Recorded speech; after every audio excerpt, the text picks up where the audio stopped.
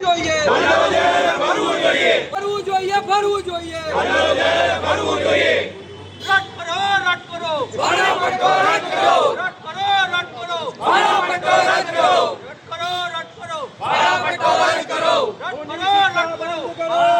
કરો બંધ કરો ભાડા પટ્ટો રદ કરો ભાડા પટ્ટો રદ કરો ભાડા પટ્ટો રદ કરો રદ કરો ભાડા પટ્ટો રદ કરો રદ કરો ભાડા પટ્ટો રદ કરો રદ કરો ભાડા પટ્ટો રદ કરો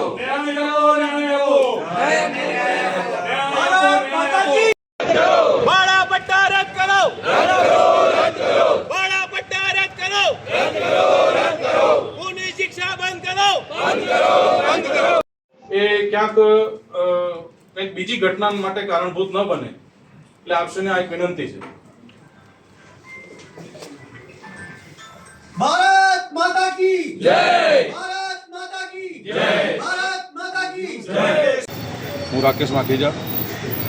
આજે 7 ડે સ્કૂલ જન આક્રોશ વાલી મંડળ સંઘર્ષ સમિતિ થકી દ્વારા અમદાવાદ મ્યુનિસિપલ કમિશનરશ્રીને અને મેયરશ્રીને આજે આવેદનપત્ર આપવા આવેલા છીએ.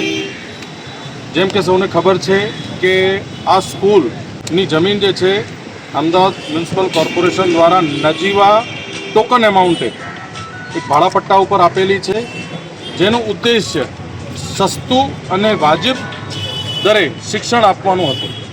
પણ અહીંયા શિક્ષણનો વ્યવસાય ચાલી રહ્યો છે અને આ સ્કૂલની અંદર ધર્માંતરણની પ્રવૃત્તિઓ, જેમ કે પાછલા ઘણા સમયની અંદર આપ સૌ મીડિયા મિત્રોએ અનેક વાલીઓ દ્વારા સાંભળ્યું હશે કે મોરલ સ્ટોરી નામનું પુસ્તક ભણાવવામાં આવે છે, જેમાં બાળકોના કુમળા માનસ ઉપર ક્યાંક ને ક્યાંક અસર કરી અને ક્યાંક ને ક્યાંક એમના ધર્માંતરણનું વિષય બનાવવામાં આવે છે.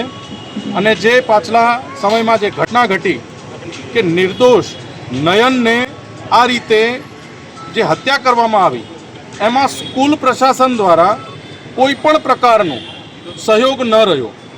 જો કદાચ આ 30 મિનિટનો સમયગાળો નયને ત્યાં આગળ દર્દભરી હાલતમાં બેઠ્યો એ જો ન બન્યું હોત તો કદાચ નયન આજે આપણી વચ્ચે હોત. ક્યાંક ને ક્યાંક સ્કૂલ પ્રશાસન પણ આ ઘટના માટે જવાબદાર છે. એટલે આ સ્કૂલ તાત્કાલિક ધોરણે અમદાવાદ મ્યુનિસિપલ કમિશનર અને મેયરશ્રીને વિનંતી છે કે આ સ્કૂલ ઉપર તાત્કાલિક ધોરણે પગલાં ભરી અને આ સ્કૂલના ભાડાપટ્ટાને રદ કરવો જોઈએ અને આ સ્કૂલની માન્યતા રદ કરવી જોઈએ. તેની સાથે સાથે આ સ્કૂલ જે છે સરકારશ્રી પોતાના તાબા હેઠળ લે અને સૌ બાળકોનું શિક્ષણ ચાલુ રહે એ પ્રકારેની વાલી મંડળની રજૂઆત છે. 7th ડે સ્કૂલના બાળક નયનને પ્રભુ તેમની આત્માને શાંતિ અર્પે અને પરિવારજનો ઉપર આવી પડેલ વિપદા સહન કરવાની શક્તિ અર્પે તેવી પ્રાર્થના કરું છું.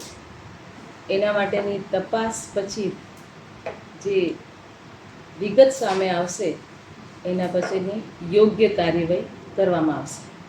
બેન, તપાસની વાત કરો છો, 3 દિવસથી તપાસ કરવાની હોય, હજી સુધી અધિકારીઓ તપાસ કરી છે કે નથી કરી, આપને જાણ છે કે નહીં? એ પ્રક્રિયા ચાલુ છે, તપાસની કામગીરી ચાલુ છે. એમાં બાળકને ન્યાય મળે તેવું તપાસ પછી કાર્યવાહી કરવામાં આવશે. ભાડાપટ્ટે આપેલી જે જમીન પાછી લેવામાં આવશે કે કેમ રદ કરવામાં આવશે? ભાડાપટ્ટો તપાસ પછી બધું કાર્યવાહી કરવામાં આવશે. ગેરકાયદેસર બાંધકામ પણ કર્યું હતું, આ બાબતે કોઈ સૂચના અપાઈ છે ખરી? જે પણ હશે, જે કંઈ બહાર આવશે એમાં જે અયોગ્ય હશે તો યોગ્ય પગલાં લેવામાં આવશે.